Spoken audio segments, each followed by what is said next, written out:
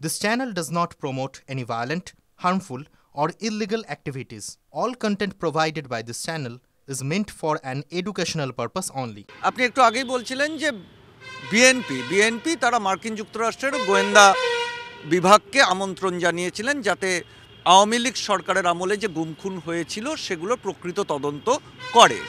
ঠিক সেরকম জায়গায় দাঁড়িয়ে আপনারাও কি এরকম কিছু ভাবছেন? হ্যাঁ, আমি অলরেডি আমাদের সনাতনীদের পক্ষ থেকে গত 3 দিন আগে আমরা আমাদের আমেরিকান ইন্টেলিজেন্স এজেন্সির প্রধান তুলসী গ্যাবার্ডের কাছে আমরা মেইল করেছি যে আপনারা সঠিক তদন্তের জন্য একটা প্রতিনিধি টিম পাঠান, যেখানে আমেরিকান এজেন্সির প্রধান তুলসী গ্যাবার্ডকে প্রধান করে ভারত থেকে একজন প্রতিনিধি নিয়ে এবং বাংলাদেশের ইউনিস গভর্নমেন্ট যদি চায় স্বচ্ছতার জন্য তার একজন প্রতিনিধি দিতে, টোটাল 3 জন প্রতিনিধিকে প্রধান করে একটা টিম পাঠানো হোক বাংলাদেশে, যেটা তদন্ত করবে এই ঘটনাগুলো। কারণ এটা সম্পূর্ণ পরিকল্পিত।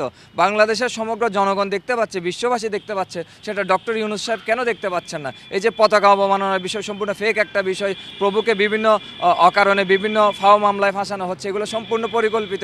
এটা বিশ্ববাসী দেখছে এবং আমরা চাই একটা তদন্ত টিম আসুক, এটা সঠিক তদন্ত করে বিশ্ববাসীর কাছে এই জিনিসটা সত্যটা তুলে ধরা হোক।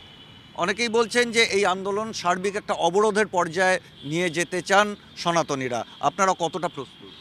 আমরা কোনো অবরোধে নিয়ে যেতে চাই না। আমরা শান্তিপূর্ণ সমাবেশে বিশ্বাসী, শান্তিপূর্ণ আন্দোলনে বিশ্বাসী। কালকে চিন্ময়প্রভু যে বার্তা দিয়েছেন, কোর্ট বিল্ডিংয়ে সরাসরি আমাদেরকে বলেছেন, এটা রেকর্ড করে সামাজিক যোগাযোগ মাধ্যমে আমরা সম্প্রচার করেছি।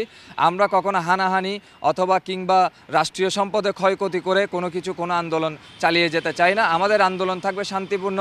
তবে হ্যাঁ, আমাদের উপর যে ক্ষয়ক্ষতি আমাদের উপর করা হচ্ছে, আমাদের উপর হামলা হচ্ছে, সেটা তীব্র নিন্দা জানাই এবং চাই ডক্টর ইউনূস গভর্নমেন্ট যাতে আমাদেরকে সহযোগিতা করে এই আন্দোলনটা আমরা চালিয়ে যেতে পারি।